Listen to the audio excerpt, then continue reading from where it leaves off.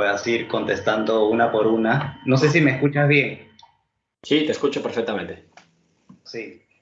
Y bueno, mi equipo se ha dedicado a toda esta mañana y tarde a ordenar las preguntas que en realidad parecen muchas, pero son básicas y bueno, como tú sueles contestar las preguntas de forma muy concisa y bueno, con la evidencia científica como siempre, entonces hemos ahí seleccionado las más importantes del colesterol, de proteínas y como siempre algunas preguntas acerca de estudios científicos. Entonces, bueno, de repente ya podríamos estar empezando porque estamos ya con la hora. Y bueno, buenas noches también con todos, a todos los de la Escuela Internacional de Nutrición y también a todos los colegas que han ingresado. Muchos de nosotros son del país de México, de Colombia y de Perú. Y bien, todos estamos acá ansiosos de querer aprender más. Y bueno, quien les habla es Gonzalo Quesada. Él es prácticamente es uno de los mentores, bueno, aunque él no se considera así, él prácticamente está llevando siempre lo último de investigación científica a cada uno de los profesionales del rubro de salud.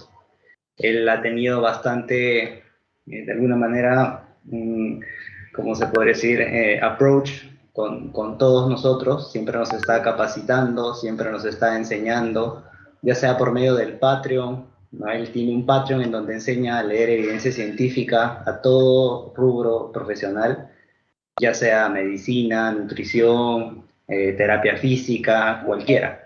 En realidad que esté interesado en saber más cómo interpretar estudios y bueno, también es colaborador de libros muy conocidos allá en España. Hace poco ha lanzado un libro junto a un doctor. Bueno, él fue partícipe, él lo corrigió, ¿no? Vio que todo esté a mano de la evidencia científica. Se llama la testosterona, ¿sí? Y bueno, en fin, también ha trabajado en algunos proyectos de investigación y bueno, sin más, acá vamos a empezar como hemos comentado. A ver, un momento. Ya. Vamos a empezar con el tema acá del colesterol, ¿sí? Que en realidad ya he puesto como filtro, ya sean profesionales de nutrición y estudiantes, ¿sí? Porque ya deberíamos saber qué es el colesterol, cuáles son sus funciones, ¿no? Cuál es su impacto en la salud, ¿no? Al menos lo básico. Y por eso es que ya vienen las preguntas, que ya han sido de alguna manera controversiales, ¿sí? De hecho, vemos que en México, en Perú y en Colombia aún se sigue recomendando el consumo de huevo, que en realidad no es que no existe un alimento malo, Gonzalo nos va a comentar sobre esto, sino que hay que tener en global toda la perspectiva de lo que significa el consumo de esto. Entonces, Gonzalo, si te preguntan para ti, ¿no? O bueno, para la evidencia científica, ¿comer huevo es malo? ¿Cómo se respondería? Gracias. Bueno, voy a sonar un poco repetitivo porque siempre digo lo mismo, pero bueno, es que es sota, caballo y rey, ¿no? ¿Comer huevo es malo? Pues depende, evidentemente. Depende con qué se compare. Como cualquier alimento, tienes que saber qué estás comiendo si en este caso no estás comiendo huevo. Entonces, pues depende con qué se compare. El huevo es malo o bueno. Nosotros tenemos que comer, o sea, no podemos decir, bueno, comparo el huevo con no comer nada, porque evidentemente es mejor el huevo porque te vas a morir, ¿no? Si no comes nada. Entonces, como de alguna manera tienes que sustituir el huevo, pues depende. Si lo sustituyes por alimentos vegetales integrales, pues el huevo es terrible. Si lo comparas con carne procesada, pescado, etcétera, pues el huevo es un alimento más, ni bueno ni malo. Entonces, básicamente es eso. Depende con qué se compare. De hecho, en un debate que tuviste con un biólogo, claro, él te dijo esto, ¿no? De comer huevo es malo, es bueno. Y tú le contestaste, ¿no? Lo que acabas de decir, ¿no? Que depende del contexto y de que con qué lo compares. ¿No es así, Gonzalo? Sí, las preguntas serían comparado con qué, en qué contexto y para qué. Esas son o sea, el huevo puede ser buenísimo, por ejemplo, en un contexto donde no tienes otra cosa que comer, como acabamos de comentar, ¿no? Entonces, claro, pues es un huevo, pues es bueno, evidentemente.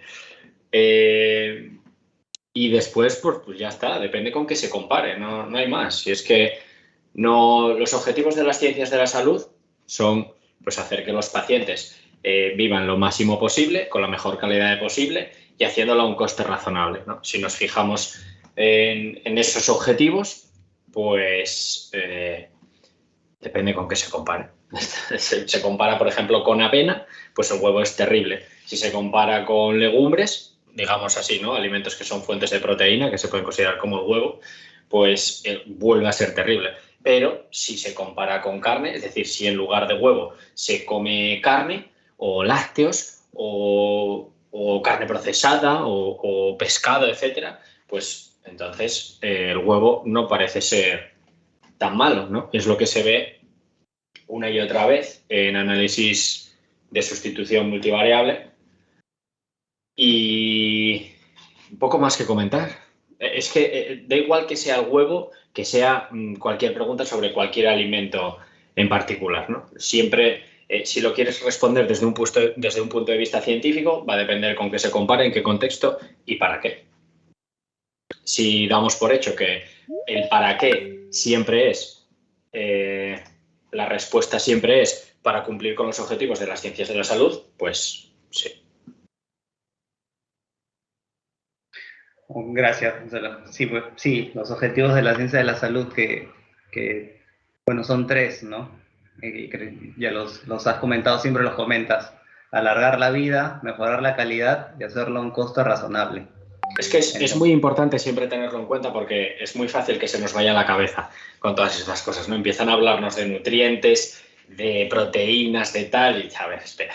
O sea, el objetivo de las ciencias de la salud no es llegar a los cumplimientos de vitamina B3, es vivir lo máximo posible, lo mejor posible, haciéndolo a costes razonables. Entonces, no deberíamos, o bajo mi punto de vista, es muy importante no perder la cabeza y no perder dónde están los objetivos. Bien, muchas gracias. En caso de que alguien tenga alguna consulta o quiera comentar, Sí, hay comentario. alguien aquí, Manuel, que está levantando la mano cuando quieras, Manuel. Manu Chester.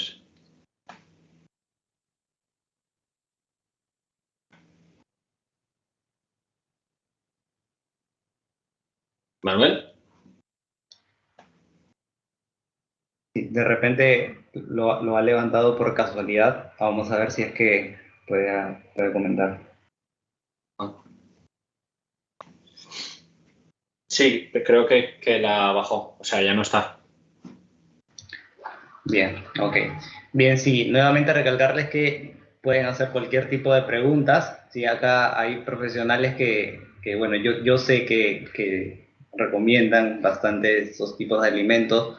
Entonces, pero bueno, van a haber más preguntas relacionadas. Entonces, por ejemplo, la siguiente, ¿por qué el consumo de huevos se ha vuelto tan controversial en los últimos años? O sea, vemos que algunos profesionales nos recomiendan el consumo de huevo, ya sea por la proteína, porque dicen que el colesterol no es malo. ¿Qué es lo que ha pasado? ¿Por qué existen profesionales PhD, masters, ¿no? Bueno, incluso tienen especialización en estos temas, ¿no? De ácidos grasos, y aún así siguen recomendando el consumo de huevo? ¿Por qué es tan controversial en estos tiempos? Pues no lo sé, eso deberían aclararlo cada uno, ¿no? Con sus ideas y planteando la evidencia que maneje. Sin embargo, una explicación muy razonable es que a partir de los años 70 la industria del huevo se unió formó lo que se conoce hoy en día como Egg Nutrition Center o American Egg Board, que se han dedicado en los últimos 40 años a producir toda la evidencia posible para que, pues para poder marear la perdiz, ¿no? Y engañar a los profesionales con evidencia irrelevante, con comparaciones pues irrelevantes también, pero que, bueno, se han esmerado mucho, han invertido cientos de millones de dólares en esa publicidad y parece, bueno, que les ha funcionado, ¿no? Entonces, se aprovechan un poco, pues, de que muchos profesionales piensan que se actúa de buena fe o muchas veces nos guiamos por lo que oímos, no podemos evitarlo, somos humanos y quizás pues admiramos a alguien, no tenemos la suficiente capacidad como para tener esa mirada más crítica a la literatura científica y bueno, pues como todas las industrias, ellos invierten dinero en ganar dinero, o sea, no son malvados ni son súper terribles, ni quieren matar, ni se levantan por la mañana pensando voy a fastidiarle la vida a esta gente o voy a engañar a este o al otro. No, ellos son industrias y se levantan por la mañana diciendo tengo que ganar más dinero, ¿no? Porque por ley las empresas están obligadas a proporcionar el máximo beneficio a sus accionistas. Eso es por ley. Entonces tienen que hacer lo que sea para, si es llevar la contraria a las guías financiadas con fondos públicos, pues lo hacen porque es su obligación. Ellos están obligados a eso. Entonces, han creado un montonazo de evidencia y siguen creándola a día de hoy para, bueno, pues comparando su producto con hamburguesas de McDonald's, con McMuffins, realizando estudios sin la muestra suficiente para que parezca que no haya diferencias, pues no registrando sus estudios para poder comunicar selectivamente los resultados que más les interesan y bueno, pues un sinfín, ¿no? de trucos, digamos, que lleva utilizando la industria farmacéutica también muchísimos años. O sea, no han inventado nada tampoco la industria del huevo. Entonces eso, entre que digamos que en la década de los 90, a finales de los 80, pues se puso muy en boca de todo el mundo la palabra colesterol. El colesterol es terrible, los huevos llevan mucho colesterol porque es cierto, ¿no? Es el alimento, después de algunas partes específicas de los animales, ¿no? Como el cerebro y cosas así, el huevo es el alimento que más colesterol contiene, es la principal fuente de colesterol en las dietas de todo el mundo. Entonces, bueno, pues se asoció eso, entonces todo el mundo que si no comas tantos huevos, que si ahora se puso de moda y por los estudios del American Egg Board, pues veis, el huevo es buenísimo, el huevo, es decir, básicamente marear la perdiz de un lado para otro sin pararnos a ser críticos y a escudriñar la evidencia por nosotros mismos, ¿no? Pero bueno, lo que está muy claro es que de esto no hay duda. Ningún cuerpo científico que se dedique a realizar guías de ingesta dietética de referencia, como puede ser el principal de todo el planeta, que es el Instituto de Medicina, o sea, que se llamaba antes Instituto de Medicina, ahora se llama Academia Nacional de Medicina de Estados Unidos, que pertenece a la Academia Nacional de las Ciencias de Estados Unidos, que es el cuerpo científico con más premios Nobel en el planeta. Y establecen clarísimamente que, aunque no lo estableciesen, no pasaría nada porque la evidencia es muy clara, pero aún así lo establecen, ¿no? Que las personas deberían consumir la menor cantidad posible de colesterol en el marco de una dieta saludable. Sin embargo, el colesterol no es la principal preocupación para el aumento de colesterol LDL o ApoB, ¿no? Que digamos que es por esa razón por la que se establece ese límite, digamos, de cero de colesterol. O sea, la ingesta de colesterol óptima es cero. Cero. No hay ninguna dosis de colesterol segura. A partir de 1 miligramo, hay estudios con 15 miligramos donde ya se ve aumento de LDL, a partir de 1 miligramo ya estás estropeando o estás dejando de hacer un patrón dietético óptimo. Entonces, óptimo quiere decir que debería ser recomendado por defecto. No quiere decir que sea mágico ni que cure todos los problemas del planeta ni nada por el estilo. Simplemente que debería ser recomendado por defecto y a partir de ahí, pues, formar el patrón dietético, ¿no? Entonces, de eso no hay ninguna duda. Entonces, cuanto menos colesterol en la dieta, mejor. Es así. Sin embargo, no es la principal preocupación para el aumento del LDL, como comentaba, ya que es aún peor las grasas saturadas y todavía aún peor las grasas trans, ¿no? Que a día de hoy pues se consideran tóxicas. Buenas noches, disculpe, ¿comer 3 huevos en el desayuno es saludable? Pues depende con qué comes si no comes los huevos, Rocío. Si en el desayuno puedes comer avena, pues 3 huevos en el desayuno son terribles. Si en el desayuno puedes comer legumbres, pues exactamente lo mismo. Si en lugar de comer huevo vas a comer carne procesada, azúcares añadidos, cereales azucarados, bajels, pan refinado, harinas, pues eso, el típico sándwich, ¿no? de jamón y lácteos y tal, pues es tan saludable como comer 3 huevos, desde luego. A ver, buenas noches, disculpen. A ver, espera. Janet, el colesterol no está presente en todo el huevo, solo en la yema. Por tanto, sigue siendo controversial su consumo si solo... Espera que no puedo leer esto, ¿eh? Si solo decido comer claras, pues estamos otra vez en las mismas. Si en lugar de comer claras tienes acceso a vegetales integrales, que son los alimentos que es cierto que la clara de huevo no tiene colesterol, pero tampoco es que sea muy interesante nutricionalmente, ni mucho menos, ¿no? Dependerá del contexto, por supuesto, dependerá de las necesidades de cada uno, pero siempre que se puedan meter vegetales integrales, pues eso, cereales integrales, pan integral, yo qué sé, con tomate, cereales integrales pues tipo porridge de avena, por ejemplo, con fruta, frutos secos, semillas, legumbres, pues desde luego, si te pones a analizarlo detenidamente no vas a encontrar sentido a comer claras. Tampoco. Buenas noches, disculpen, ¿comer huevo de noche es malo? Bueno, es lo mismo, da igual de noche que por la mañana, depende con qué lo sustituyas, depende del contexto también. Buenas noches, la sesión quedará grabada. Yo no la estoy grabando, no sé si Óscar la está grabando, yo no. Me parece que, imagino que hay algún colega que está grabando, por ahí siempre hay alguien que está grabando, sí. Sí, Sarita Flores está grabando. Bueno, si tienen alguna consulta más, adelante pueden hacerla en el chat o pueden alzar la mano para hablar, ¿sí?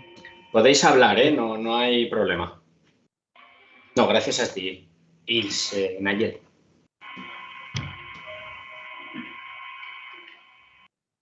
Aquí es tarde, pero tengo el volumen bajado.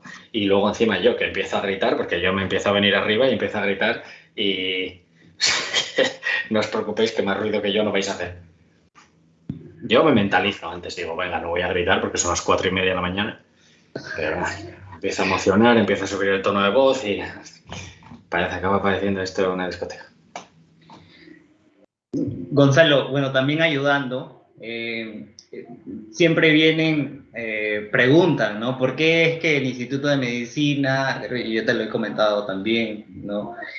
Siempre te hacen la misma pregunta. ¿Por qué los antiguos, los estudios de custodia, metabólicos de custodia son muy antiguos? Los estudios que hablan a favor del huevo, por lo general, la mayoría son antiguos, ¿no? Y ahora lo nuevo, por supuesto, de repente no saben cómo interpretar la evidencia, pero dicen, lo nuevo no dice lo mismo, ¿no? Generalmente son evidencia antigua. Entonces dice, sí, por eso viene esta pregunta, ¿no? ¿Hay evidencia nueva entre que la yema del huevo suba el colesterol? ¿Qué es lo que se responde? Pues partiendo de la base de que lo de antiguo y nuevo es evidentemente irrelevante, por no decir algo más fuerte, lo que cuenta en un estudio es la metodología que utiliza para contestar la pregunta que se quiere contestar, aunque tenga el estudio 100 años. Es cierto que estudios antiguos, en los que no había los medios, quizás los instrumentos, no sé, imagínate que en lugar de medir el colesterol en sangre, en aquella época, en los años 70, 80 y 90, ¿no? Bueno, desde los años 50 en adelante con Ansel Keys ya y Grande Cobian, un español. Bueno, no, ¿qué va? Desde hace más de 100 años, en 1910 ya hay papers sobre el colesterol. Si, por ejemplo, los métodos dijeras tú, oye, mira, es que en aquellos estudios estaban utilizando un test inmunoturbidimétrico, por ejemplo, o no estaban utilizando y ahora sí. De aquella, pues, cogían una gota y hacían un ritual invocando dioses y cosas así para saber el nivel de colesterol. Pues es claro, hombre, eran estudios antiguos, no tenían los medios para hacerlo y ahora sí. Sin embargo, esa no es la cuestión. Lo que está ocurriendo es lo que comentamos antes.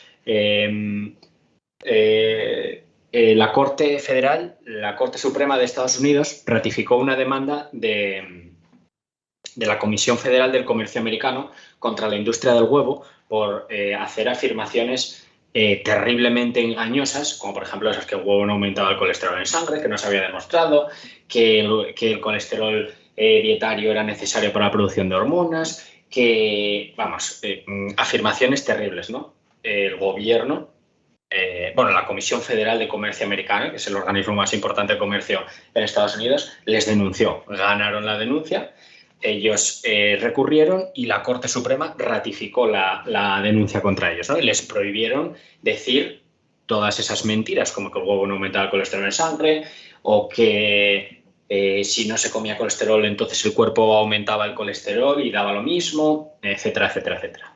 Entonces, ¿qué pasa? Pues eso, que se creó el American Sport. Entonces, a partir de esa época, que la ciencia dijo, bueno, pues hemos invertido muchísimo en conocer esto, ya lo dominamos, no necesitamos invertir más, porque de hecho así lo dice la Declaración de Helsinki, ¿no? Si hay evidencia suficiente sobre un tema, no es ético seguir financiando estudios sobre ese mismo tema para contestar exactamente la misma pregunta. Entonces, eso se hace pues todo con dinero privado y con diseños que no sirven simplemente, porque, por ejemplo, con el tema del aumento del colesterol en sangre, el aumento de colesterol en sangre en respuesta al colesterol dietario depende de los niveles basales de colesterol de los individuos, pero sobre todo depende de la ingesta basal de colesterol. El mayor aumento que se puede esperar al comer colesterol se ve en personas que no comen nada de colesterol. Es decir, que llevan una dieta con un contenido óptimo en colesterol que es 0. Esas personas empiezan a comer colesterol y su colesterol aumenta como la espuma, ¿no?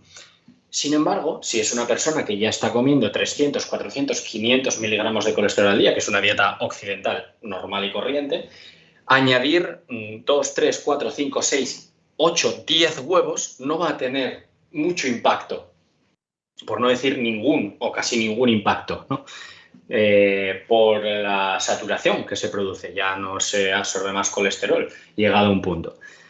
Entonces, ¿qué hacen? Pues diseñan estudios donde la gente ya está llevando pues, dietas malas, dietas no óptimas en contenido en colesterol, y entonces dicen, ¿ves? El colesterol no sube. No, es que eso ya se sabe desde hace muchísimo tiempo, está modelado, hay ecuaciones para predecir el cambio del colesterol, hay ecuaciones de Kiss, de Hestey, y se sabe perfectamente que si la persona ya está consumiendo colesterol, pues entonces comer más huevo no va a hacer que aumente más el colesterol, ¿no?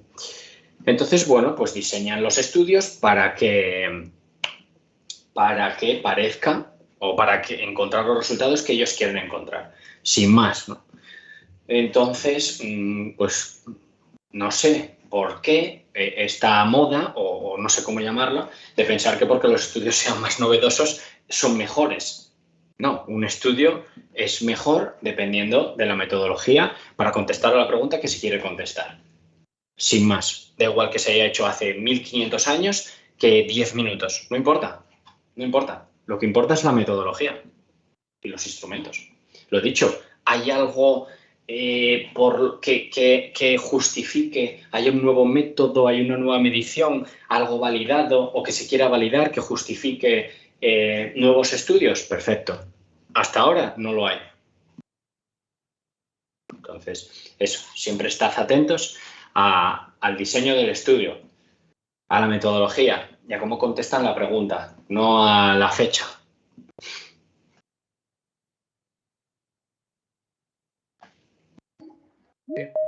Sí, muy importante lo que comentas. Bueno, personalmente los que empiezan en el mundo de la nutrición siempre suelen leer pues el resumen, ¿no? Entonces, y se van a las conclusiones y finalmente pues dicen no lo aumenta y no tienen pues idea o no conocen que hay que identificar las metodologías y bueno, tantas cosas que hay que se tienen que aprender, ¿no?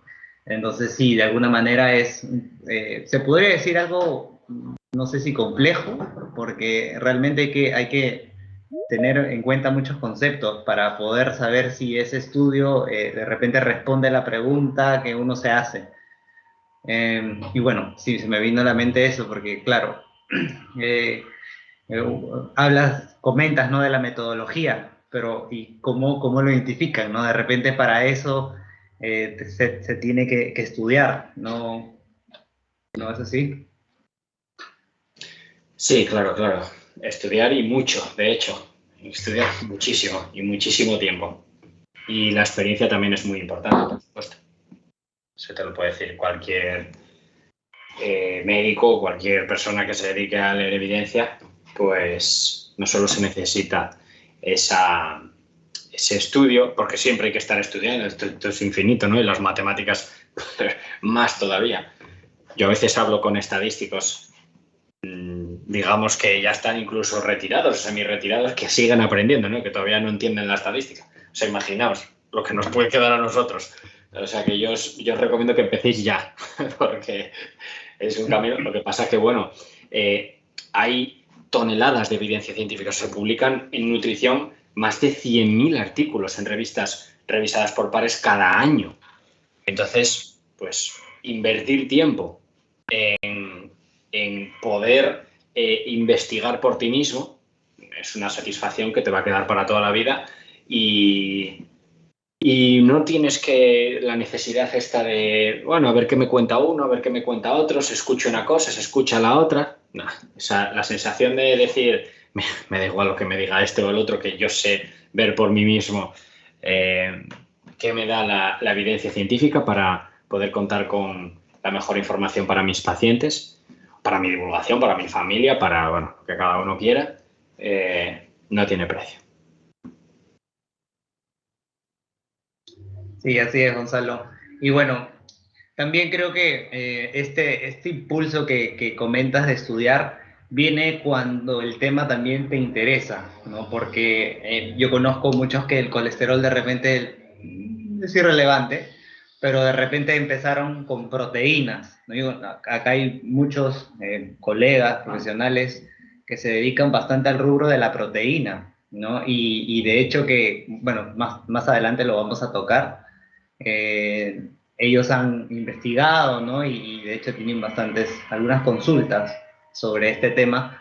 Pero bueno, vamos a seguir.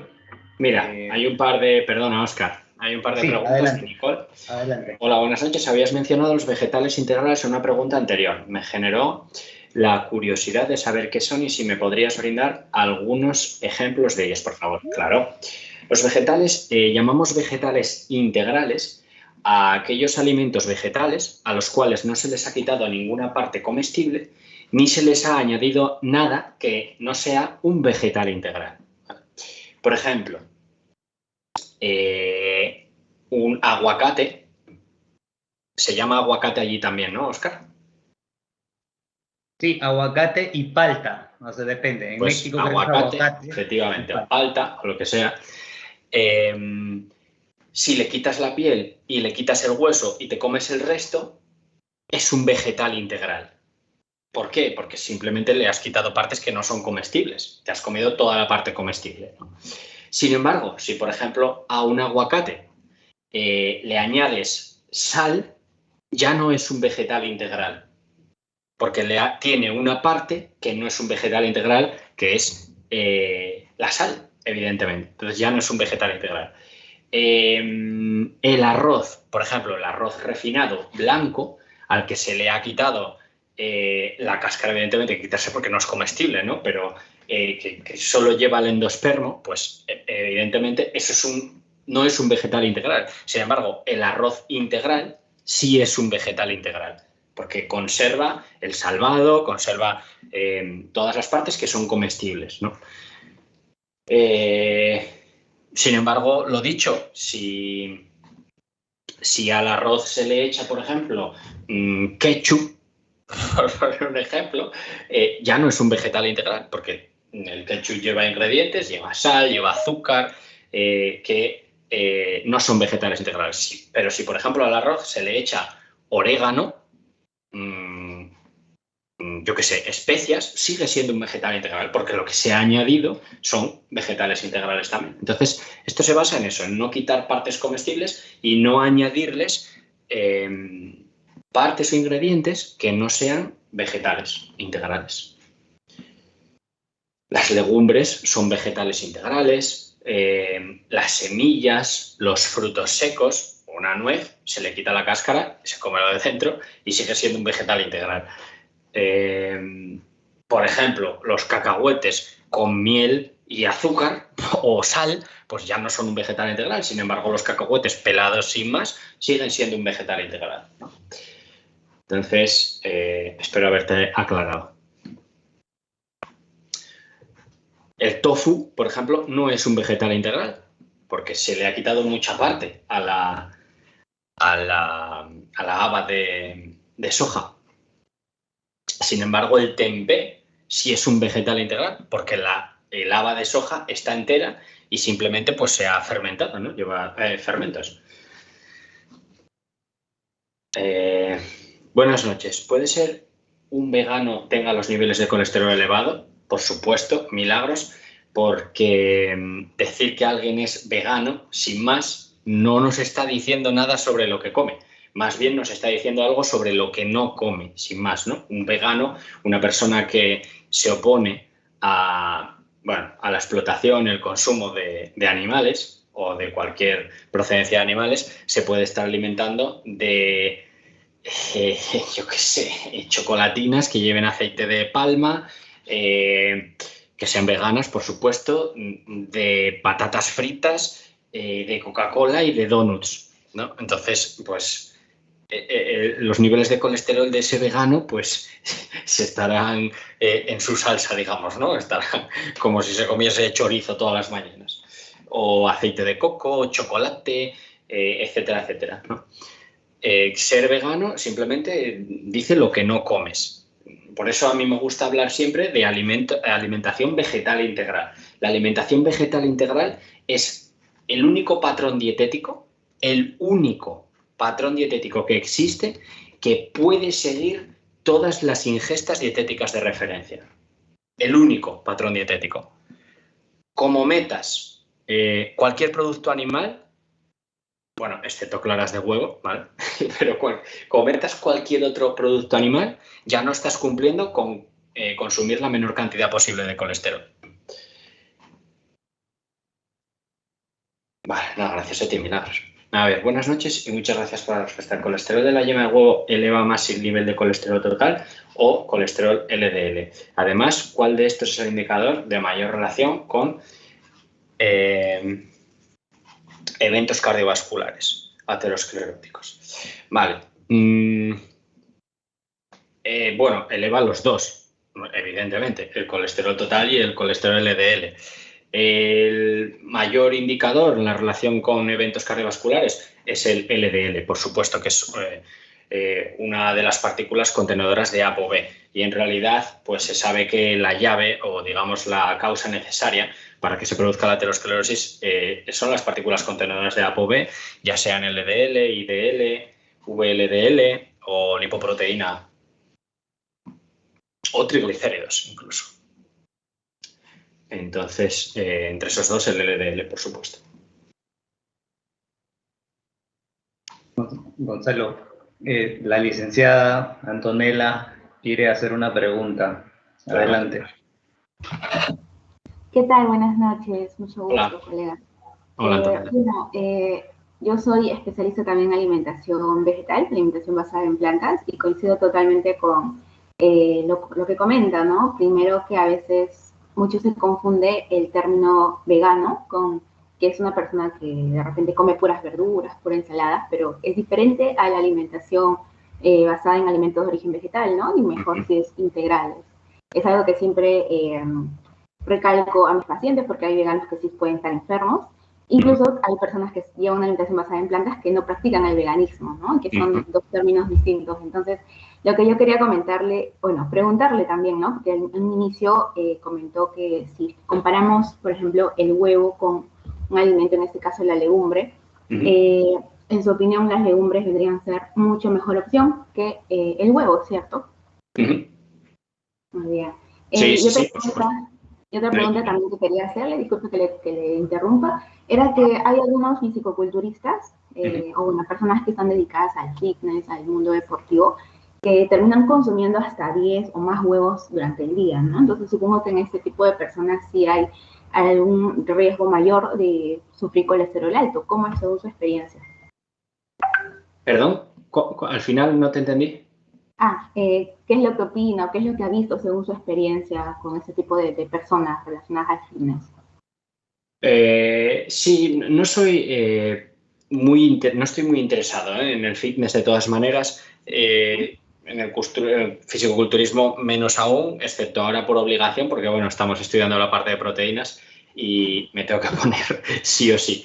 Pero sí, desde luego es terrible, ¿no? Los mitos en los que caen las personas muchas veces pues se aprovechan de ellos. El huevo suele ser pues un efecto colateral, ¿no? Porque en realidad lo que se quiere son personas pues que buscan el mayor rendimiento posible, les han vendido que tienen que consumir la mayor cantidad de proteínas posibles, son buenos clientes para para la industria de los suplementos. Estos son la parte principal, el ingreso principal de las industrias de los suplementos, y hay una obsesión con la proteína.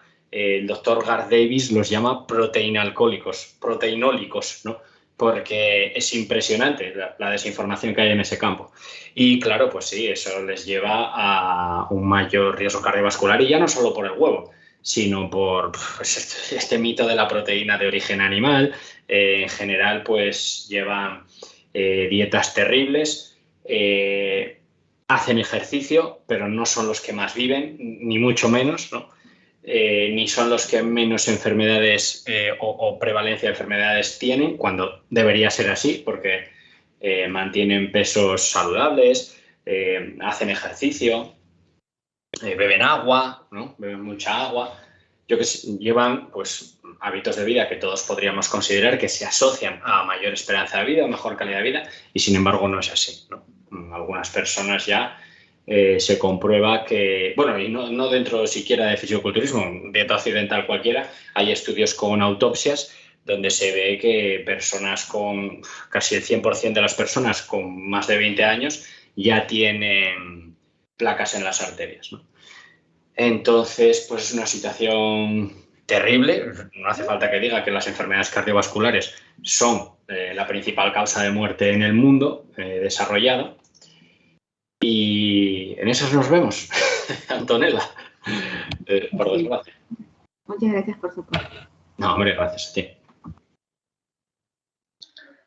Muy bien, entonces si no hubiera alguna pregunta, me parece que ya has contestado esta, que el huevo es un alimento económico y barato, ¿no? Entonces no podría ser, por ser, ¿no?, barato, no podría ser interesante para mejorar la salud a nivel de proteínas, ¿no? Siempre se hacen estas preguntas y bueno, hay contextos, ¿no? Porque tú ya has mencionado, claramente has mencionado de que si no hay otra cosa, por supuesto, entonces no habría problema.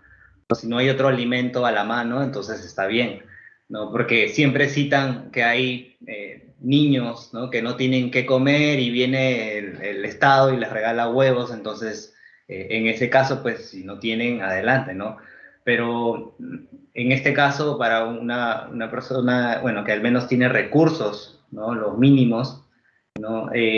Al tener un alimento barato, como supuestamente, o como es el huevo en realidad, ¿cómo es que se suele contestar esta duda que existe? Gracias. ¿Por qué si es un alimento barato es un alimento interesante para la salud de las personas a nivel de proteínas? A ver, barato, otra vez, depende con qué se compare. Más barato que si es que un kilo de legumbres te cuesta menos que una docena de huevos, al menos aquí en España. Cereales, los cereales integrales son muy baratos también. Algunos frutos secos son, por el coste económico, yo creo que a largo plazo, bueno, aparte que con las legumbres también te estás quitando carne y pescado, que si, o sea, si hacemos un cómputo global es un poco injusto si solo comparamos el huevo con otros alimentos, ¿no? Hay que ver el cómputo global y el coste económico de la dieta, y de hecho hay estudios, se han hecho estudios donde se ve que las familias que no consumen ningún producto animal se ahorran unos, en promedio salía en aquel estudio de Barnard y colaboradores unos $900 al año, solo en comida. Entonces, si lo haces con un cómputo global, o sea, con las legumbres no solo te estás quitando la necesidad de huevos, sino también de carne, pescado, las semillas de lino, por ejemplo, que es la mejor fuente de omega 3 que hay sobre el planeta Tierra, son impresionantemente baratas también. Quizás, dependiendo de la zona, las verduras o algunas verduras selectas, algunas hojas, quizás sí que tienen precios más elevados, pero bueno, las verduras se comen igual, ¿no? En cualquier patrón dietético, no cambia mucho. Las frutas de temporada tampoco es que sean un coste, o sea, todo depende de con qué se compare, ¿no? ¿Es un alimento barato? Bueno, depende. A la larga te va a salir más baratas las legumbres, desde luego. Ahora, lo que ha dicho Óscar, es, a ver, sentido común. Estamos hablando de si se tiene acceso. Si tienes acceso si tienes acceso reducido o el food supply es limitado, pues entonces tienes que comer lo que puedas para sobrevivir. Es así. Un alimento muy interesante que se utiliza, lo hemos visto en Patreon todavía hace poco, se utiliza en campos de refugiados, en países en vías de desarrollo, es la crema de cacahuete. Es un alimento muy fácil de conservar. Sí que es cierto que se le añaden, digamos, vitaminas y tal, porque es algo muy barato de hacer. O sea, está fortificada. Es una crema de cacahuete que empezó siendo crema de cacahuete sin más y ahora se fortifica. Se les dan unos sobres, 3 sobres al día para los niños, ya les evita morir de desnutrición. Se conserva en cualquier sitio, en cualquier temperatura prácticamente. Es decir, la crema de cacahuete, incluso en situaciones de emergencia, es el alimento que salva vidas. El huevo tiene muy pocas calorías. Entonces, lo dicho, si no tienes otra manera de hacerlo, pues tienes que tirar de lo que puedas. Pero, hombre, hay alternativas muchísimo más interesantes al huevo en todos los sentidos, sin ninguna duda. Interesante lo que comentas de la crema. Bueno, acá le decimos maní, ¿no? Cacahuete o maní. Sí, entonces muy interesante esta estrategia. También, bueno, tú me pasaste también un paper, ¿no? De cómo lidiar con la anemia, ¿no? con leguminosas, con menestras, ¿no? Lentejas, garbanzos. También muy interesante, ¿no? Sobre de todo, hecho ya existen. aumentar el consumo de frutas y verduras crudas. Esa es la intervención dietética que mejor funciona, que dentro de las limitaciones de las intervenciones dietéticas contra la anemia, que ninguna ha demostrado revertir las anemias por sí mismas, ninguna, ni comer carne, ni sangre, ni nada. Nada ha demostrado revertir por sí misma las anemias, pero lo que más respaldo tiene de evidencia es aumentar el consumo de frutas y verduras crudas. Sí, creo que habías comentado de que había un estudio, ¿no? Desde los últimos que estaba viendo esa relación, ¿no? De las frutas y verduras crudas.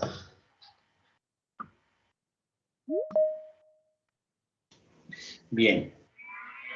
Acá dice, ¿cuál es el mecanismo? Bueno, esto es una pregunta, no sé, mecanismo bioquímico por el cual el consumo de carnes aumentaría o no el colesterol. Me imagino que tendría que revisar la IOM, ¿no? Porque los mecanismos que Sí, ellos yo, muestran. a ver, no es que esté muy interesado en mecanismos en general, ¿vale? Pero, bueno, el colesterol dietético, pues pasa evidentemente, bueno, los kilomicrones y tal, pasan al torrente sanguíneo, el colesterol dietético y tal. Y luego las grasas saturadas sí que es cierto que se investiga, aunque los mecanismos no están dilucidados del todo, ¿eh? Recordemos que el ser humano cuenta con inteligencia y medios limitados. Entonces, los mecanismos quizás nunca los sepamos. Todavía no hace mucho les dieron un premio Nobel a los médicos que descubrieron por qué mecanismo funcionaban las aspirinas y ya se lleva utilizando miles de años el ácido acetilsalicílico. Entonces, se supone que disminuye los receptores de LDL en el hígado. Disminuye el número de receptores, actúa como una hipercolesterolemia familiar, para que nos hagamos una idea. Disminuye el número de receptores y pues el colesterol, en lugar de limpiarse de las arterias, vaciar las arterias de LDL, pues como no encuentra receptores en el hígado, sigue su curso otra vez, y no se elimina a través de ácidos biliares, etc.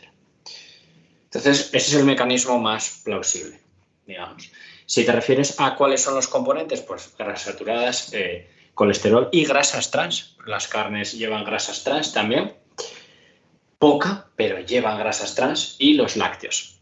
De hecho, son fuentes importantes de grasas trans en la dieta. En global, llevan poco, pero con el consumo que hay en las dietas occidentales, pues puede que tenga un impacto. De hecho, hay estudios que encuentran impacto de las grasas trans, de carnes y lácteos.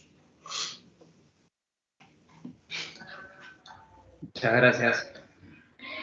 Sí. Bueno, recuerden que pueden hacer cualquier pregunta. Sí. Bueno, acá esta ya me parece que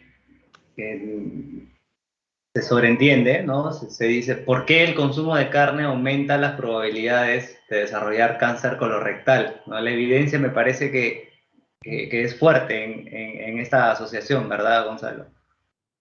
La carne está en el grupo 2A como probablemente cancerígeno para los seres humanos. Sin embargo, la carne procesada está en el grupo 1A, que se considera cancerígena. Es decir, no hay duda de que causa cáncer para los seres humanos. Carne procesada son todas aquellas carnes rojas, es decir, carnes de mamíferos que se les ha sometido a algún proceso de algún proceso, vamos, de curación, salación, etcétera, salado, etcétera. Pues jamón, bacon, tocino, chorizo, etcétera, etcétera, son carnes procesadas. Es que no sé tampoco cómo se dicen los alimentos allí, entonces, bueno, más o menos carne procesada lo entendemos todos, ¿no? ¿Causa cáncer? La carne roja no causa cáncer. ¿Por qué? Si os referís a los mecanismos otra vez, pues no se sabe. Puede ser incluso el colesterol, puede ser el hierro hemo, puede ser el Neu5Gc.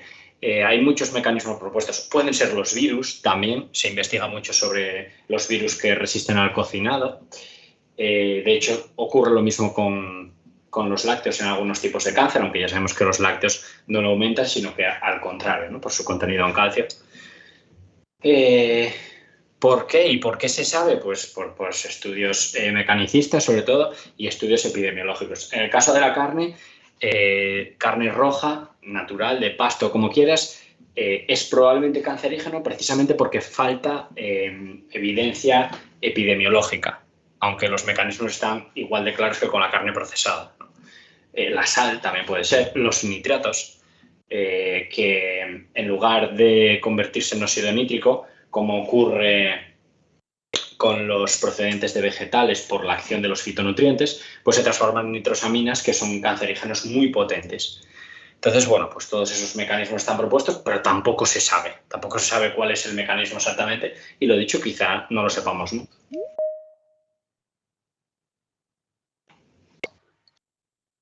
Ok, sí, bueno, ya está muy claro.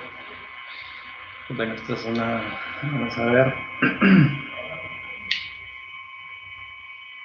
Bueno, esto era una pregunta que ya se la están haciendo y que me parece que también te la he comentado. Dice, el consumo regular de frutos secos y demás fuentes de ácidos grasos, de ser poliinsaturados, puede mantener buenos niveles de colesterol a pesar de consumir buena cantidad de yemas y carnes rojas. Hay estudios sobre eso, es decir, uno consume mucha cantidad de colesterol, pero a la vez ácidos grasos poliinsaturados. ¿Existe alguna regulación, se podría decir? La evidencia es muy clara.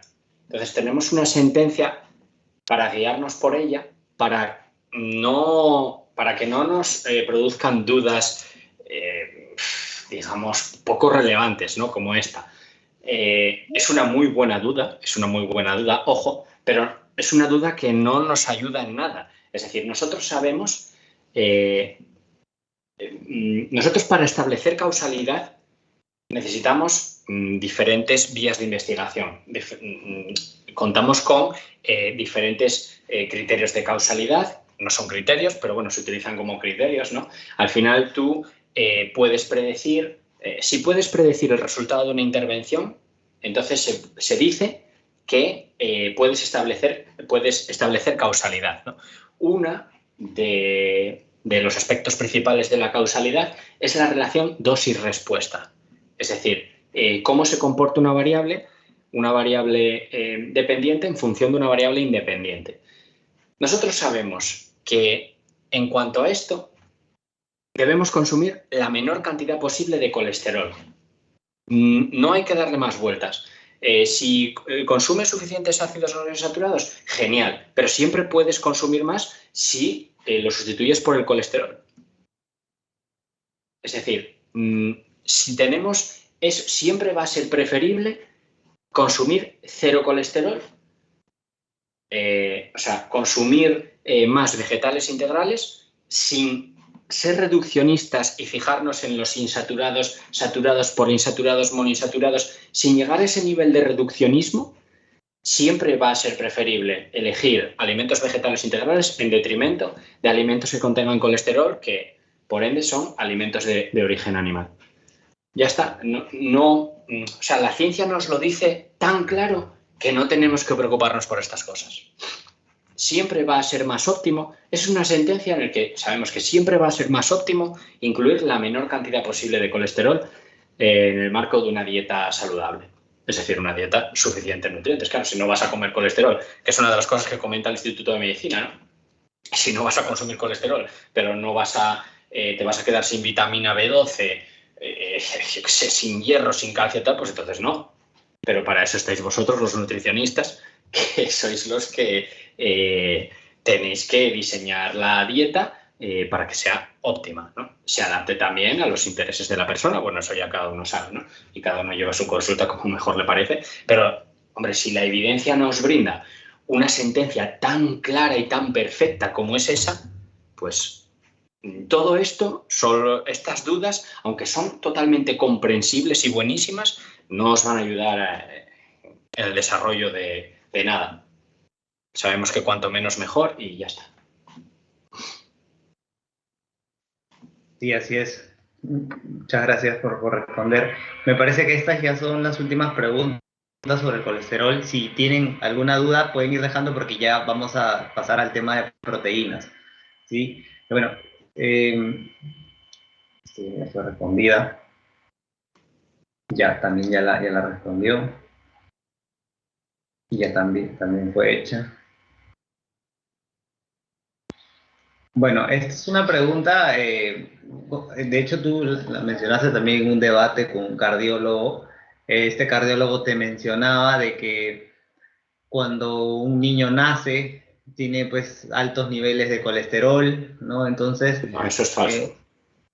Era falso entonces lo que dijo. No, hombre, claro. Cuando nacemos tenemos niveles de entre 20 y 40 de LDL. Oh, bueno.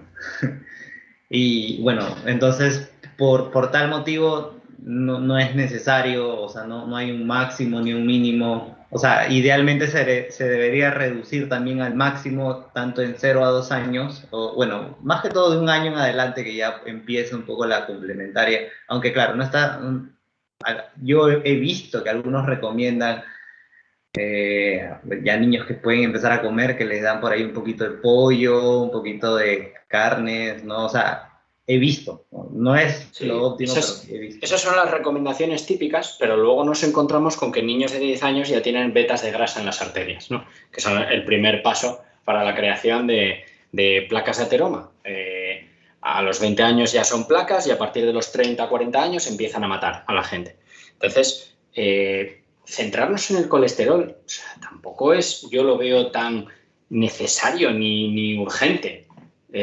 Sabemos que las personas debemos consumir la menor cantidad posible de colesterol. ¿Cuál es el alimento óptimo para un niño de 0 a 2 años? La leche materna.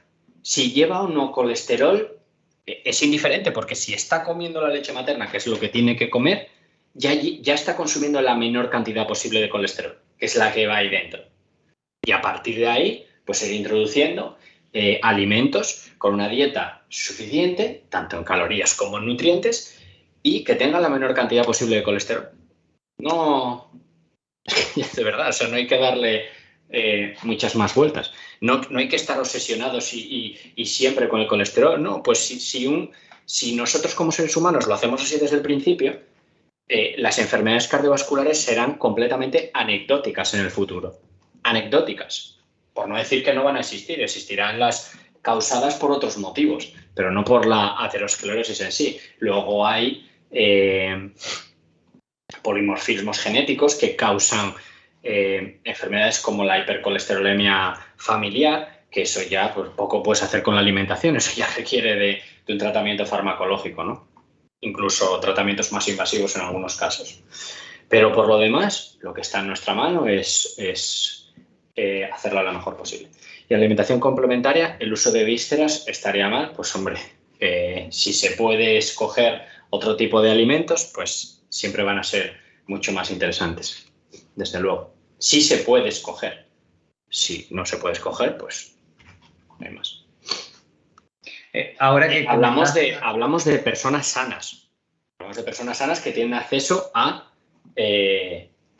otro tipo de alimentos, ¿no? Sí, así es. Ahora que comentas de que los ataques cardiovasculares podrían ser anecdóticos, siempre viene esta pregunta, ¿no? Acá dice, ¿por qué una persona puede tener colesterol elevado si hace ejercicio? Bueno, ya tiene un físico, tiene tiempo entrenando, y a pesar de eso, vemos que existen estos ataques cardiovasculares, ¿no? Y incluso, de hecho, los cetogénicos, ¿no? Los ketos, suelen decir que haciendo ejercicio, tomando sol, haciendo ayuno, bueno, no comiendo alimentos ultraprocesados ni azúcar, entonces el colesterol no sería un problema, ¿no? Eso es lo que siempre dicen. ¿Qué dice la evidencia científica acerca de esto? Pues has dicho bien, ¿qué dice la evidencia científica? A mí lo que me diga un cetogénico o un vegano o mi prima la del pueblo, pues me da exactamente igual. A ver, el colesterol LDL causa enfermedad cardiovascular aterosclerótica. Hay una posición de consenso de la Sociedad Europea de Cardiología del año 2017 que no deja ningún lugar a duda. De hecho, citan uno por uno los criterios de Bradford Hill y uno de esos criterios es el criterio de especificidad. Es decir, sabemos que independientemente de cualquier otro factor, cuanto menos LDL, mejor.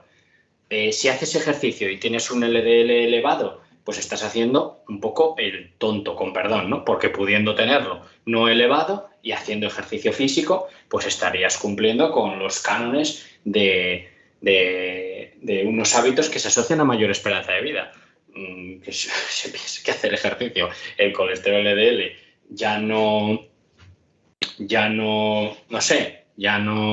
está aumentando el riesgo de enfermedad cardiovascular, pues no tiene ningún sentido desde el punto de vista científico.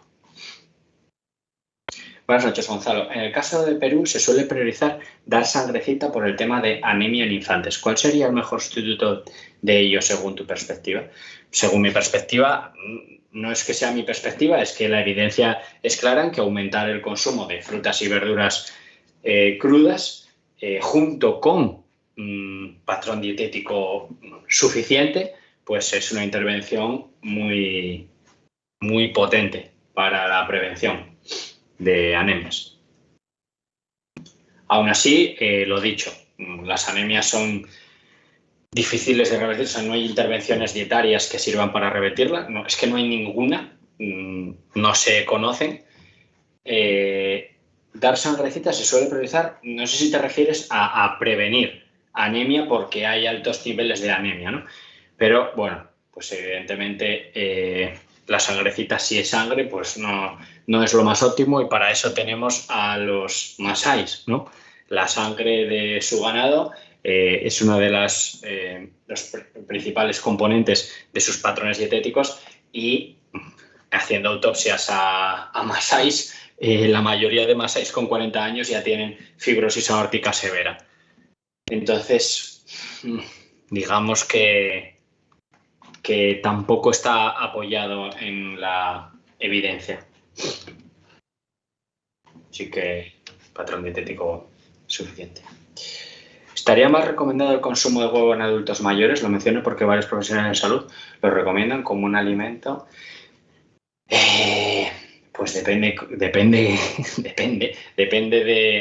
del contexto de la persona mayor, depende de su situación, depende de si tiene acceso a otros alimentos, pero siempre que haya fuentes de proteína vegetal integral como legumbres, cereales, frutos secos o semillas, pues el consumo de huevo no tiene absolutamente ningún sentido.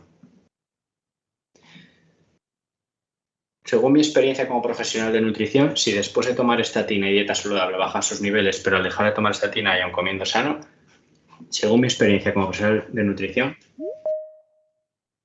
si después de tomar estatina y dieta saludable bajan sus niveles, pero al dejar de tomar estatina y aún comiendo sano, vuelve a subir. Bueno, pues en primer lugar, habría que ver a qué se llama comer sano. Creo que es el kit de la cuestión aquí. Y en segundo lugar, hay trastornos genéticos que provocan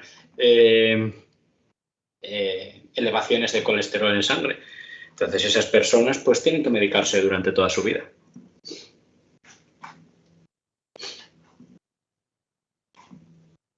Y bien, vamos a ir ya al tema de proteínas, porque me están ya comentando.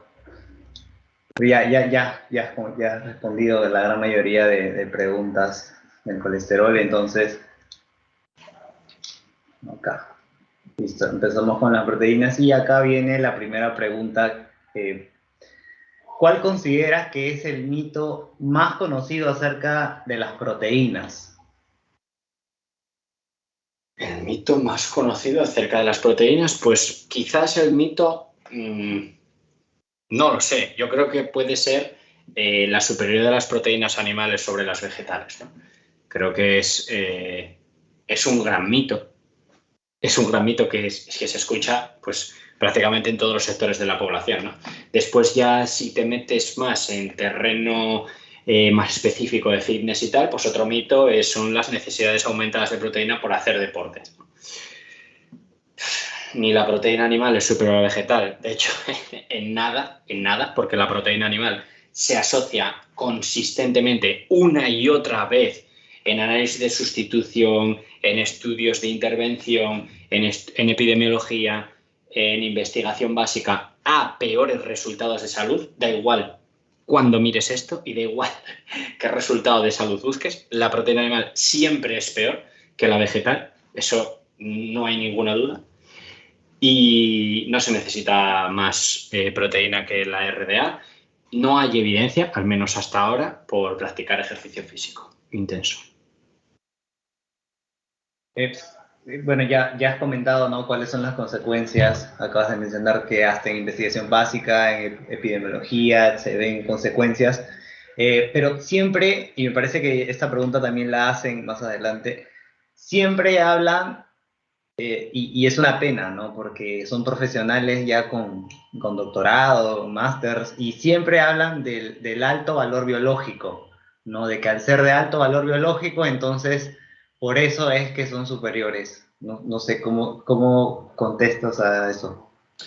El valor biológico, bueno, pues estaría bien si el valor biológico, o sea, si una persona solo consumiese un alimento en toda su vida, pues entonces, oye, el valor biológico es muy importante, ¿no? Porque si consumes, por ejemplo, solo gelatina, pues te vas a morir, porque carece de triptófano, y si hay un aminoácido que no se consigue en la cantidad que se necesita o incluso está completamente ausente, los demás aminoácidos ni siquiera se metabolizan, ¿no? Se eliminan directamente. Entonces, ¿qué pasa? Pues que te mueres al cabo de un par de meses.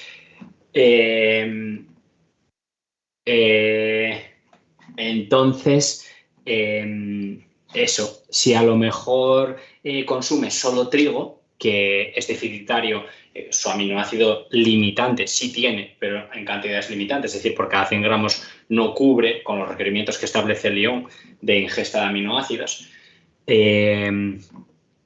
Pues como es deficitario en lisina, si comes solo trigo, pues tienes que comer más trigo que si comieses solo huevo o solo carne. Pero eso es en el caso de que solo se coma un alimento. Cuando las dietas son variadas, no hay ninguna diferencia entre la proteína o el nitrógeno que se asimila, da igual que la dieta sea a partir de productos animales o con más de un 90% de productos animales, o a partir de productos vegetales o con más de un 90%. Siempre que las dietas sean mixtas, haya diferentes, es decir, haya legumbres, haya cereales, frutos secos, verduras, frutas, o sea, una dieta normal y corriente, pues es total y absolutamente irrelevante. Sí, bueno, muchas gracias por contestar. En un momento van a comentar los licenciados Brian y Luis. Acá esta pregunta también, bueno, de repente no está bien planteada, ¿no? ¿Cuánto de proteína se debería consumir al día en una persona adulta sana? ¿Y por qué? Las necesidades de proteínas se establecen relativas al peso corporal, y la RDA que establece el Instituto de Medicina es de 0,8 gramos de proteína por kilogramo de peso por día.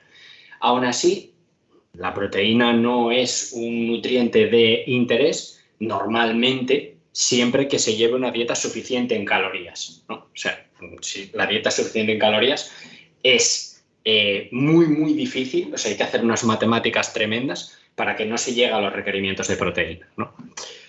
Entonces, eso es lo que establece Lyon, y eso es ¿por qué? Pues porque la mejor evidencia, mejor analizada, es el requerimiento que establece, sin más, la más actual. Ok. Bien. Sí, pues, porque mucho se habla con estos estudios de Phillips, Norton, Helms, Arago, Schoenfield, ¿no? Muchos de ellos recomiendan consumir 1.4, 2.2, 1.8, y bueno, el licenciado Brian, por ejemplo, fue un gran defensor, ¿no? de esto, hasta que se encontró con tu Patreon, ¿no? Y pues se investigó, ¿no? Y bueno, ahora pues ya no tiene preguntas, pero de hecho muchos tienen esa pregunta porque se ve bastante, aquí al menos es rarísimo. De hecho hay por ahí uno que también sigue tu Patreon, ¿no? Que es Nutri3B Piero. Él te sigue ya desde hace muchos meses, y entonces él ya tiene mayor perspectiva de por qué las recomendaciones de la OMS tienen mayor validez que los estudios de financiación privada, ¿no? Y bueno, ¿qué nos podrías comentar acerca de estas recomendaciones de 1.6, 1.8? Generalmente eso se ve porque dicen, no, es que entrena 4 horas, es que entrena 5 horas, y por eso no llega. Y aún a eso, esa es la primera pregunta que tienen, ¿no? O sea, ¿por qué recomiendan 1.8, 2.2? Y la segunda pregunta es en personas que no consumen proteína animal, ¿no? O sea, incluso ellos recomiendan más todavía. ¿Por qué? Porque dicen que, bueno, ya has comentado que lo de alto valor biológico no va si es que se come si solo se come un alimento. Entonces, vienen estas dos preguntas, ¿no? ¿Por qué se recomienda tanto estos personajes de la proteína? Y segundo, si es que es necesario aumentar más la cantidad proteica en personas que no consumen proteína animal. Esas son las dos preguntas, Gonzalo. Hombre, pues ¿por qué? Lo correcto sería preguntarles a ellos, ¿no? Pero probablemente pues sea porque me imagino que llevarán comisión o venderán suplementos o algo por el estilo y quieran vender más. Me imagino que será por eso. Y si se necesita consumir más proteína porque se consuman solo productos vegetales, pues la evidencia es clarísima y a día de hoy, pues no. De hecho, ya hemos visto que las pendientes de la eficiencia, la retención es exactamente la misma, da igual la procedencia, si la dieta es mixta o basada en animales o basada en vegetales, es lo mismo. Los scores de aminoácidos son iguales o incluso mejores que los animales al combinar proteínas, es decir, al llevar una dieta normal, variada, que es como deben ser todas las dietas, ¿no? Patrones dietéticos. Entonces es que no, o sea, no hay por dónde cogerlo, no hay manera. No hay más, no, es que no admite tampoco mucha discusión. Aunque sí es cierto que tú, por ejemplo, que estás en Patreon, la gente que estamos viéndolo ahora, es un tema realmente muy complejo. Hay que tener conocimientos bastante importantes en estadística y en metodología. Hay que estudiar muchísimo el tema, hay que dedicarle muchísimas horas. Y quizás yo, si también mi fuente de ingresos, el dinero de mi familia o mi riqueza, lo que sea, dependiese de que la gente consumiese más proteína, pues quizás yo también lo diría. Es que es así, volvemos a lo mismo, no es gente malvada ni nada, simplemente porque tienen que ganar su dinero, no hay más, ¿no? Yo no me meto con ellos ni me parece mal ni nada, cada uno tiene que mirar por lo suyo y ya está. Aquí hay una pregunta de Fernanda. Gonzalo, otra consulta. ¿Cuál sería uno de los alimentos fuente de proteína vegetal que sea indispensable incluir frecuentemente en la alimentación de un paciente con diabetes mellitus 1 que quiere optar por un estilo de vida a base vegetal? Pues todas. No hay restricción de... Evidentemente, tiene que tener siempre a mano la insulina, pero... No hay restricciones, pues las mismas, legumbres, cereales integrales. En pacientes diabéticos, pues sí es cierto que la evidencia todavía apoya mucho más que sean integrales, ¿no? Es muy importante que no se les quite la fibra, es decir, que sean de absorción lenta, pero bueno, por ejemplo, en diabetes tipo 2, la diabetes tipo 1, pues no, de momento no se sabe. Hay algún caso reportado de gente que se ha curado, pero son casos aislados, ¿no? De remisiones espontáneas de diabetes, que es rarísimo porque si el páncreas está dañado, pues poco hay que hacer, ¿no? Pero en diabetes tipo 2 hay un estudio muy famoso, metabólico de custodia, o sea, hay varios estudios, ¿no? Randomizados controlados, pero hay un estudio metabólico de custodia muy famoso también de los años 80, si no me equivoco, que consumían más de un 60% de carbohidratos, pero de vegetales integrales y a los 15 días habían reducido su colesterol de 240 a 150 en promedio y muchos de ellos que tenían incluso 32 dosis diarias de insulina ya no necesitaban insulina, ¿no? Más de la mitad de los sujetos en 15 días ya no necesitaban insulina consumiendo estas fuentes de proteína. Y al final la principal causa de muerte de las personas diabéticas son los ataques al corazón. Entonces, otra vez, no hay ninguna justificación para incluir alimentos que van a aumentar el riesgo de morir prematuramente y horriblemente esas personas, ¿no? Brian tiene la mano levantada. Adelante, licenciado. ¿Qué tal, Gonzalo? Un gusto poder estar aquí escuchando la ponencia. En realidad, tal como comentó Oscar, también estamos un equipo, pues estamos en tu Patreon. Ajá. De verdad que se aprende muchísimo, muchísimo, muchísimo. Y eso pues es muchas gracias. El placer es mío. Justo estaba revisando una publicación que habías hecho sobre proteínas y en realidad coincido, ¿no? Con el tema de la EFSA. La EFSA pues menciona que los requerimientos de la RDA, pues el 0.8 gramos por kilogramo de proteína van a ser pues suficientes siempre y cuando la cantidad pues de calorías de la dieta también sean suficientes, pues, ¿no? Entonces estamos hablando ahí de un contexto pues isocalórico.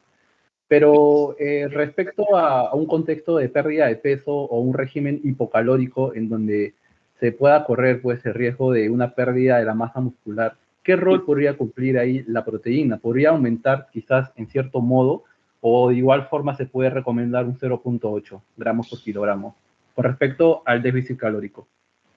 Es muy buena pregunta, Brian, una pregunta muy inteligente, porque es muy lógica. Lo que pasa es que todavía no lo manejo bien. Tiene sentido, desde luego tiene más sentido que aumentarla cuando la dieta es normocalórica o hipercalórica, porque las proteínas también se van a necesitar o se van a utilizar en la gluconeogénesis para la producción de energía, ¿no?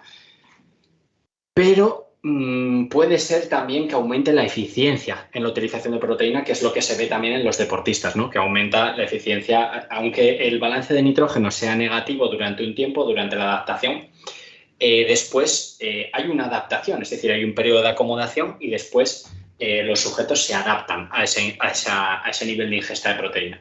Entonces, necesito seguir estudiándolo porque me he centrado en personas sanas con dietas normocalóricas. No te puedo contestar. No lo creo, porque ya te digo que la eficiencia de retención de proteína es poquito menos del 50%, que es lo que se ha visto en dietas normocalóricas. No creo que al cuerpo le cueste mucho aumentar del 50 al 60%. No, pero no te puedo contestar. Lo siento en el alma, la verdad, porque no lo sé. En realidad es un tema para investigar también bastante, Sí, porque también vengo estudiándolo y bueno, ahora pues con el tema que tú nos enseñas con respecto a proteínas, pues con mucha más razón, pues, ¿no? claro. En esos contextos. Y Claro. mencionaste también sobre el balance de nitrógeno, y veo que también en tu Patreon habías comentado ciertas limitaciones, pues, ¿no? Que ahora existen otros métodos para poder estimar. En el caso del tema de los aminoácidos, como es el PKS y el DIAS, ¿no? ¿Qué me podrías comentar más o menos sobre eso, sobre esa metodología, ¿no? ¿O qué limitaciones tiene ahora el balance de nitrógeno? No, pero el DIAS o el PDCAS simplemente miden la digestibilidad de aminoácidos. Pero al final lo que nos importa, otra vez, en un contexto de restricción de alimentos o que solo se tenga acceso a muy pocos alimentos, eso puede salvarle la vida a una persona. Pero en el contexto de una dieta variada, el DIAS, el PDCAS, no es que ayuden en nada. Se ve precisamente que da igual la fuente, si es vegetal o es animal, al final la retención de nitrógeno es la misma, ¿no? El nitrógeno que se aprovecha es la misma. El método de balance de nitrógeno tiene limitaciones que la mayoría de ellas se abordan en el diseño de los estudios, que es lo que hay que hacer, ¿no? Aún así, la principal limitación del balance de nitrógeno es la sobreestimación del nitrógeno ingerido y la subestimación del nitrógeno excretado, ¿no? Entonces, en el recambio parece que hay balances o en equilibrio cuando en realidad son positivos y viceversa. Eso es algo que se afronta en los estudios. De hecho, Rand y Young explicaban perfectamente qué tipo de estudios se habían escogido. Todos habían estado supervisados por la Universidad de las Naciones Unidas. Entonces, pues en ese aspecto se hizo lo mejor posible dentro de las evidentes limitaciones, ¿no? Y luego, pues el principal escollo, por el momento casi insalvable, es la interpretación de los balances de nitrógeno positivos. Pero tampoco es que tenga una relevancia, excepto para culturistas y tal, porque claro, cuando quieres aumentar la máxima masa muscular posible, no te vale con estar en equilibrio de nitrógeno, ¿no? Necesitas estar en el mayor balance positivo posible, porque es cuando se refleja la mayor síntesis proteica, la mayor retención de proteínas, la mayor... es el mayor aumento del pool de aminoácidos del cuerpo. Sin embargo, pues no es muy relevante, ¿no? Para establecer una RDA. O sea que, aún así, el método de balance de nitrógeno sigue siendo el estándar de oro y es el único a día de hoy que ha demostrado o que puede medir todas las necesidades de proteína del cuerpo, ¿no? Bueno, la proteína no solo tiene función estructural, también transportadora, enzimática, inmunológica. Entonces, se necesita un método que mida todo el nitrógeno que entra y el nitrógeno que sale, para saber qué está pasando y si el cuerpo está obteniendo el nitrógeno que necesita, en este caso. Entonces, el balance de nitrógeno sigue siendo. Las limitaciones se pueden afrontar ya en el diseño de los estudios, porque el balance de nitrógeno se lleva utilizando, como hemos visto en el contexto histórico, ya desde hace casi 100 años, entonces se ha ido perfeccionando y a día de hoy pues poco va a cambiar, la verdad, yendo con el balance de nitrógeno, y los otros métodos pues no han sido validados. Como hemos visto, algunos de ellos dan resultados totalmente exagerados, o sea que no tiene ningún sentido, porque si los resultados, por ejemplo, del IAO, del indicador de oxidación de aminoácidos, fuese correcto, pues entonces la mitad de la población en el mundo desarrollado estaría muriéndose por desnutrición proteica, y no es el caso, ¿no? Entonces, nada, un poquito más que comentar. O sea, el balance de nitrógeno, aun con sus limitaciones, sigue siendo la mejor opción que tenemos. Y de hecho, pues hombre, cuando la Organización Mundial de la Salud no está pidiendo urgentemente que se hagan nuevos estudios o nuevos métodos porque se le está muriendo la gente por desnutrición, pues vamos por buen camino, ¿no? De hecho, estos análisis, yo ya lo he dicho en algún directo, yo creo que si se sigue analizando el balance de nitrógeno, los requerimientos la RDA va a disminuir, va a bajar de 0,83, porque hay muchas fuentes de variación en esos estudios que se unen a la variación entre los individuos, variación interindividual, que sobra, ¿no? Hay mucha confusión con el sexo, con tal, entonces si se siguen produciendo datos y se pueden analizar bien con suficiente poder estadístico esas interacciones, yo creo que a la larga va a disminuir la RDA. Pero bueno, es una sensación que me da a mí. Tenemos una pregunta de Helen. Dice: buenas noches, Gonzalo. En el caso del adulto mayor, ¿cuánto recomiendas de consumo de proteína por día, ya que aquellos pierden músculo más rápido? ¿Sería beneficioso aumentarlo de 1 a 1.5 en adultos mayores? La recomendación para adultos mayores es la misma que para el resto de personas. De hecho, se publicó hace poco un estudio muy bien diseñado que hemos visto en Patreon, que vamos, establece perfectamente, o sea, comparaba al final 0,8 con 1.2, 1.3 y no se veía ninguna diferencia a largo plazo, era un estudio de más de 6 meses, a largo plazo en ningún resultado, ni en masa muscular, no había diferencias. Entonces, para mí está bastante claro que no se necesita más. Hay una confusión muy, muy grande en los ancianos, porque claro, muchas veces tienen enfermedades subyacentes que no lo saben, por ejemplo, pues son más propensos a infecciones, ¿no? A tumores. Entonces, pues muchas veces incluso por decir, bueno, pues a nivel poblacional podría tener algún beneficio subirlo de 0.8 a 1. Bueno, pues sinceramente, si alguna autoridad, que de momento no lo han hecho, las autoridades que investigan con fondos públicos, evidentemente, no han subido aún los requerimientos de proteínas en adultos mayores. Pero, bueno, si alguna autoridad dijese, pues mira, vamos a establecerlo en 1, a mí no me parecería mal, la verdad. Está la mano levantada de Luis Aliaga. Adelante. Buenas noches con todos. Buenas noches, Gonzalo. ¿Qué tal? ¿Cómo estás? Hola, muy bien. ¿Qué tal? Sí, justamente mencionaste algo de gluconogénesis de parte de las proteínas. Uh-huh. Y me causó curiosidad porque la proteína tiene propiedad estructural per se.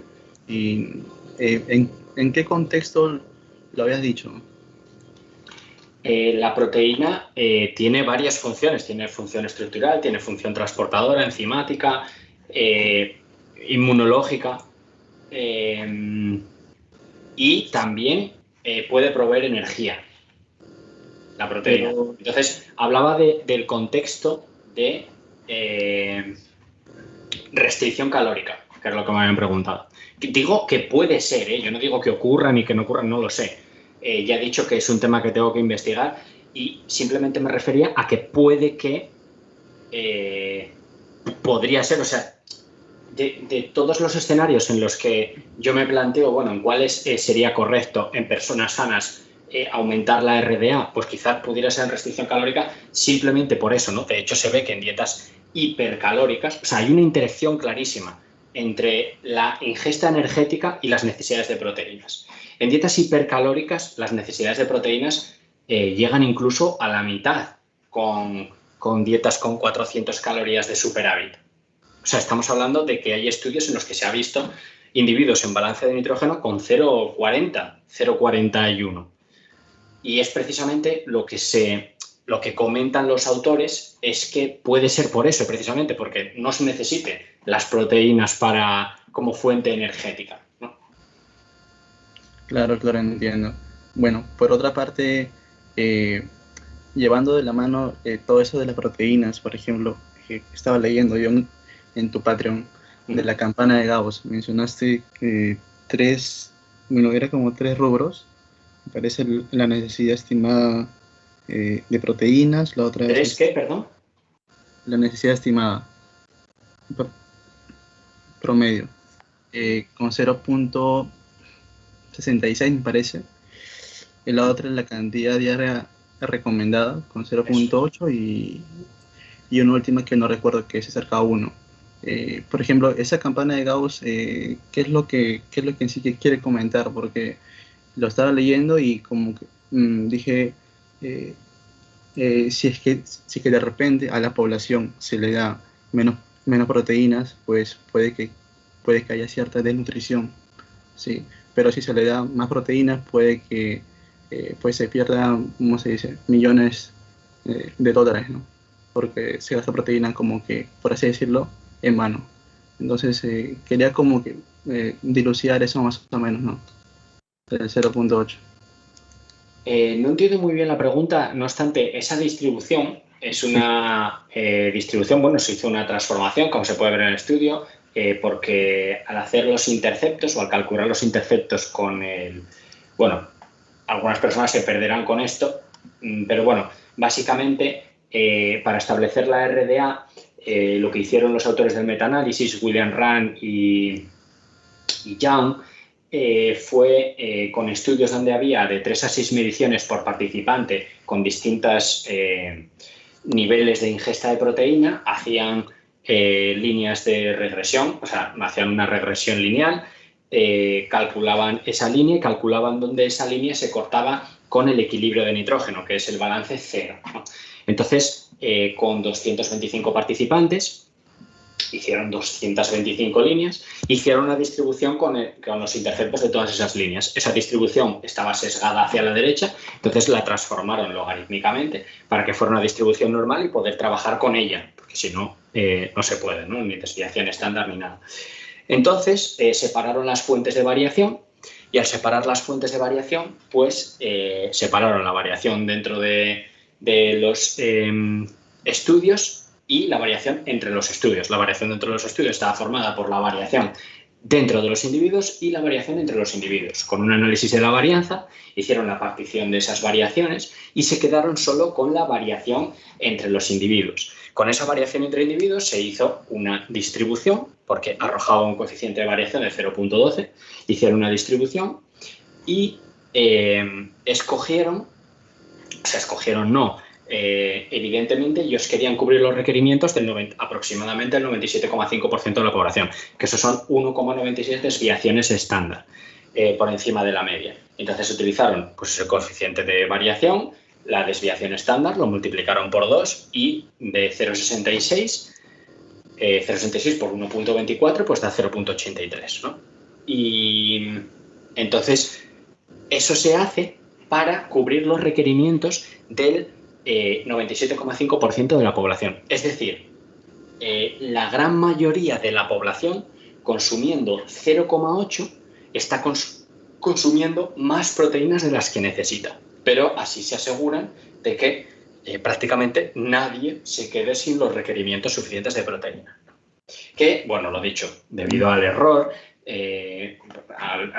irreconocible, pero que es error que se podría eliminar y aleatorio, seguramente se cubren los requerimientos de toda la población.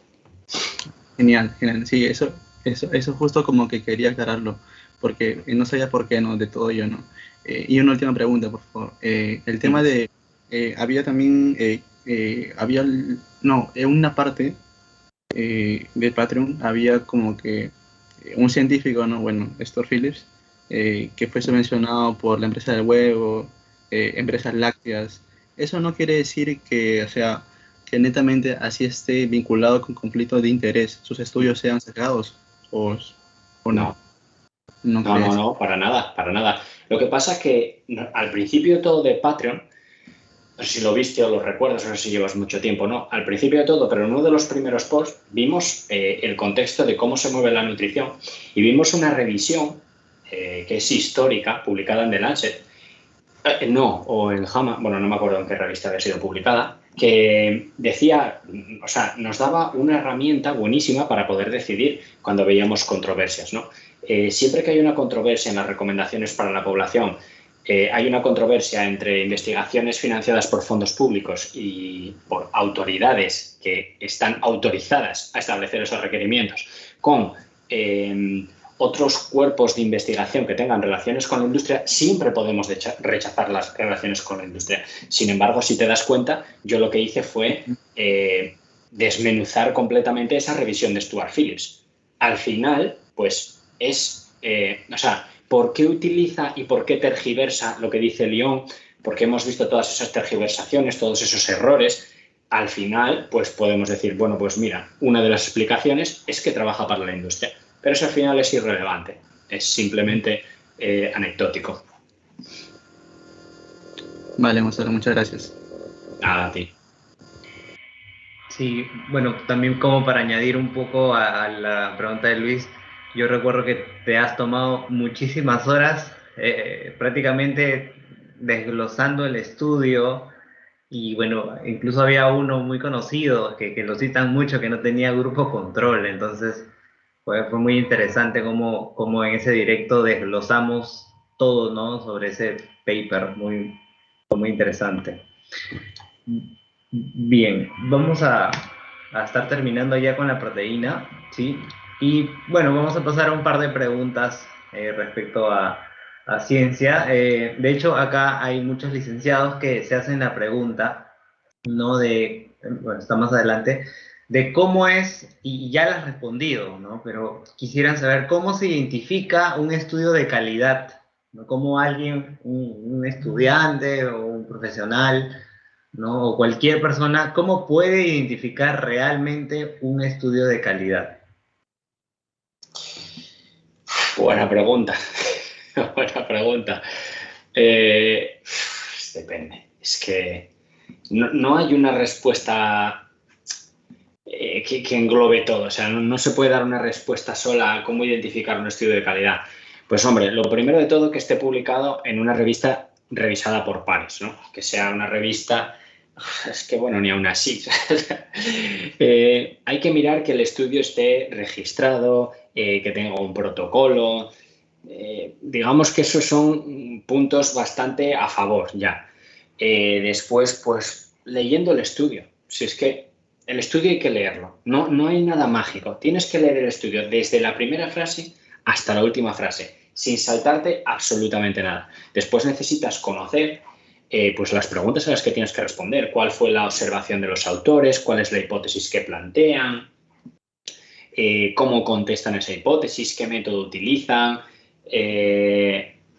¿Cuáles son los resultados? ¿Cuáles son las conclusiones? Y después, a partir de ahí, dependiendo de la pregunta que si quieras responder, pues que el diseño vaya con la pregunta, que la comparación sea relevante.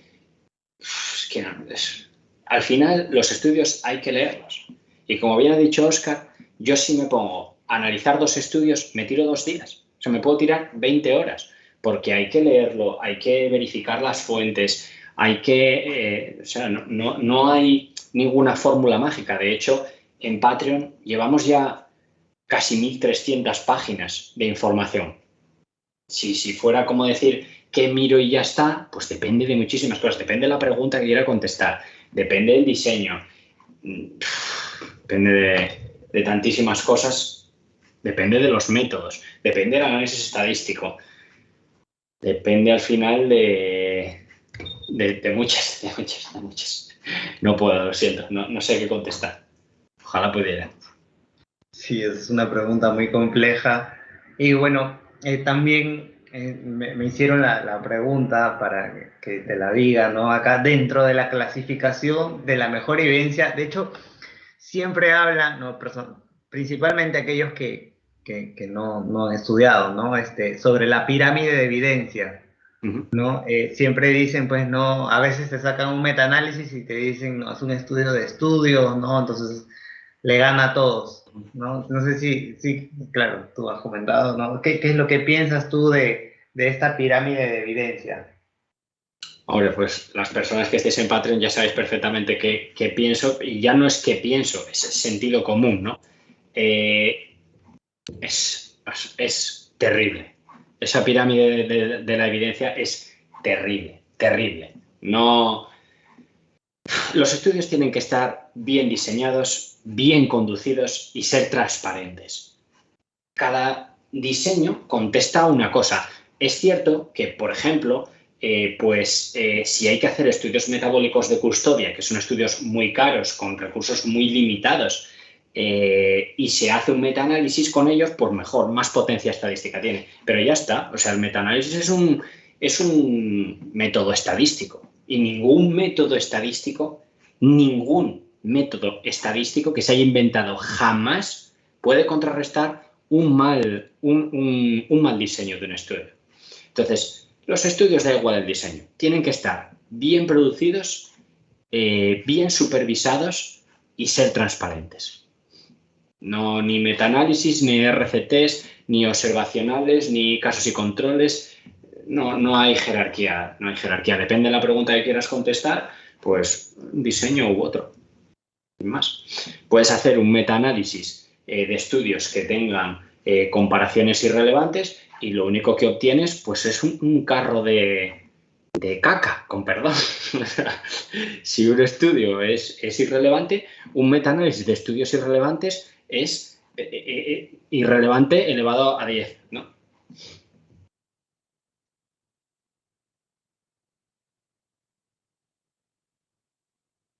Ya estamos concluyendo, en realidad. Bueno, a nombre de la institución que yo conformo, la Escuela Internacional de Nutrición, junto con varios colegas y estudiantes de nutrición, y también se han unido muchos colegas, muchos colegiados acá de Perú y de México. Te agradecemos en realidad por todo tu tiempo. De hecho, siempre, y o sea, creo que a ti te incomoda, ¿no? Pero siempre les hago a todos aquellos que quieran mejorar siempre su nivel en investigación científica, siempre les estamos recomendando, ¿ok? Que puedan estar, ¿no? Acá en el Patreon, ¿no? Acá podemos observar que tenemos formación, tenemos clases directos, ¿no? Tenemos podcast, tenemos matemáticas, análisis, ¿no? En la formación es muy interesante, realmente están todas las clases, ¿no? Se pueden visualizar todas desde la primera, que se recomienda en realidad que aún así sepas, ¿no? Te vayas desde lo primero, ¿no? Y vayas avanzando y avanzando, ¿no? Hasta, bueno, que llegues y te actualices, ¿no?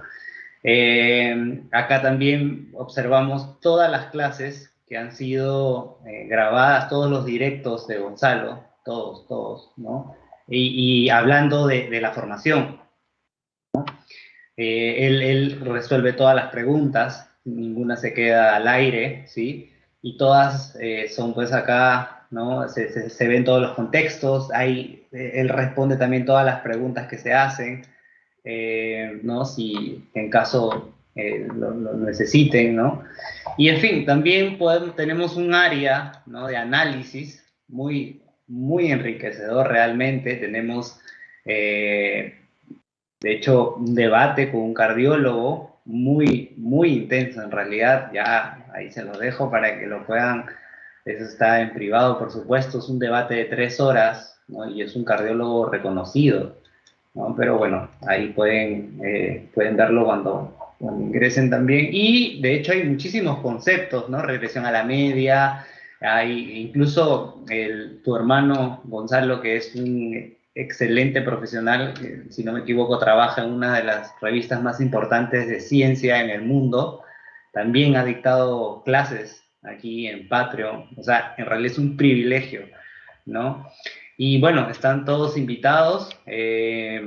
Acá hay suscripción, de hecho hay niveles, ¿no? En realidad ustedes pueden elegir ahí de 30 euros, 50 euros, incluso creo que hay de menos, ¿no?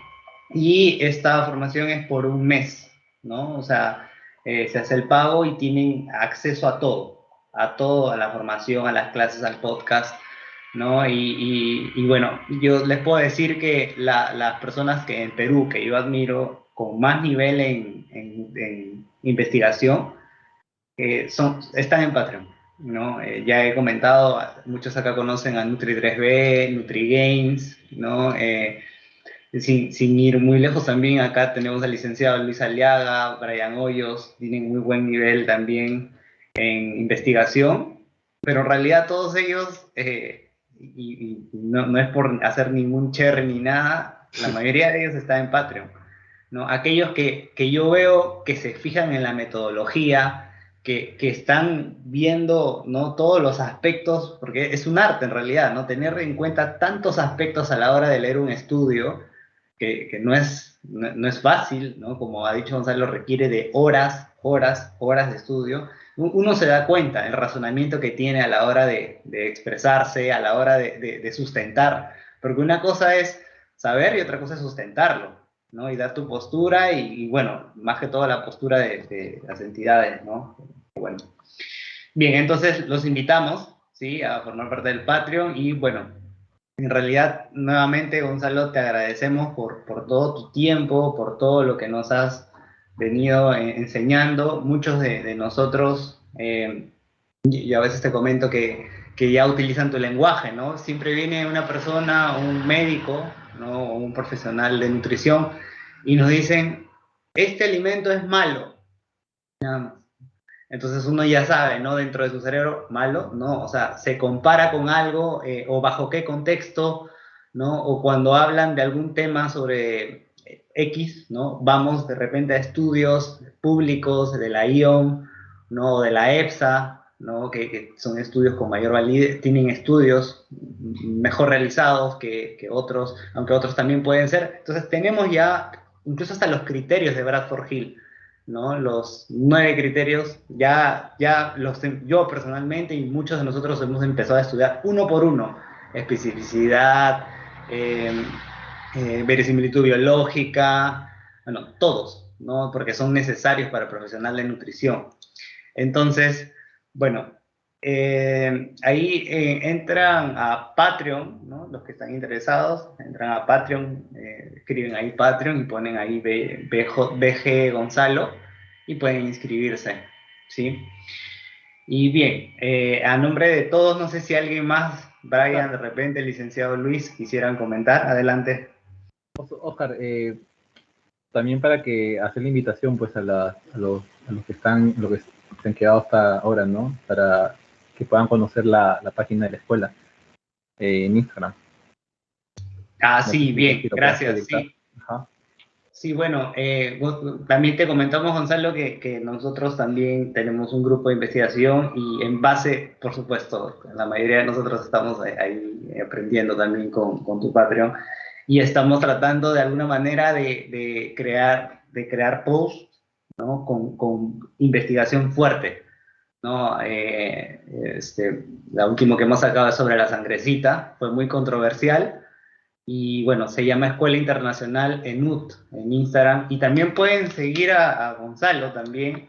Él también él siempre está divulgando. El último estudio que sacó, Gonzalo es muy controversial, acá lo voy a proyectar. Pueden observar, aquí por ejemplo, Gonzalo ha subido un mendeliano, ¿no? Muy interesante, y todo el tiempo está subiendo estudios y videos, ¿no? Tiene cantidad de videos, todos con evidencia científica, ¿no? Todos, ¿no? Todos tienen acá papers, ¿no? Perspectivas, conceptos, ¿no? Lo pueden seguir a Gonzalo acá, Ansel Case Legacy, Ansel Keys Legacy, ¿ok? Y acá está el link del Patreon, ¿sí? Para los que están interesados. Okay. Y bueno, no sé si alguien más quisiera comentar, de repente la licenciada Sarita, que es administradora de esta organización, de repente alguien más, adelante. Buenas noches a todos. En realidad, agradecer a Gonzalo de que es la segunda vez que tenemos la oportunidad de poder escucharlo. Y en verdad, aparte de todos los conocimientos que tienes y que nos muestras, y la pasión que tienes por la investigación, que es lo que nos alienta y también nos motiva a seguir estudiando a muchos, agradecer la humildad que tienes, y creo que es lo que te caracteriza como profesional. Y se nota cuando hablas, ¿no? Y eso deja mucho que decir de una persona, ¿no? Que es probablemente lo más importante. Entonces te agradecemos de verdad la disposición que tienes con nosotros para seguir compartiendo todo lo que sabes y lo que sigues aprendiendo, ¿no? Muchísimas gracias, en serio, Gonzalo. Bueno. Te agradecemos de parte de la escuela. No hay de qué, hombre, es un placer para mí. Bueno, no sé qué decir. Muchas gracias. Nada, es un placer, es un placer. Bien, licenciado Luis va a concluir con el agradecimiento y adelante. Bueno, Gonzalo, el poco tiempo que hemos ahí coincidido, bueno, y hablo de parte de NUT, ¿sí? En el Patreon, con los chicos que hemos estado ahí y llevándolo. También, pues, algunas conferencias donde hemos escuchado un poquito, y todo ello nos llevas como que por un camino donde hay evidencia científica que merece sí ser respaldada, que a nivel nacional y tal vez a nivel internacional pues no se sabe mucho, ¿sí? Yo te doy muchas gracias en nombre de NUT, ¿sí? por fomentar todo tipo de conocimientos que en sí vale oro, ¿sí? O sea, las horas de estudio, quizás nos juntamos ahí y como que compartimos conceptos, interpretaciones, que claro, como ahí bien dice, no hay estudio bueno ni malo, sino las malas o buenas interpretaciones de estos mismos. Y sí, o sea, y nada, Gonzalo, muchas gracias por tu tiempo y espero que sigamos así y sigamos para adelante. Nada, hombre, no, muchas gracias a vosotros. No, para nada. Muchas veces se dice aquí. Muchas gracias, no, muchas veces. Es un placer, de verdad.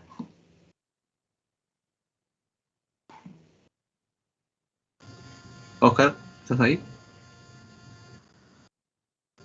Bien, muchas veces, gracias Gonzalo nuevamente, muchos seguros vamos a estar siguiendo tu Patreon y por ahí seguro te vamos a estar haciendo preguntas y bueno, como siempre y ya para finalizar, te agradecemos nuevamente y que te vaya muy bien, estaremos seguro muy gustosos de volver a verte, Gonzalo. Pues nada, cuando queráis, igualmente. Un abrazo a todos. Ok, buenas noches. Buenas noches. Para ti buen día. Sí, son las 6 de la mañana, me voy a acostar ya. Va. Buenos días y buenas noches con todos. Vale, gracias, un abrazo. Chao. Gracias, chao. Gracias a vosotros.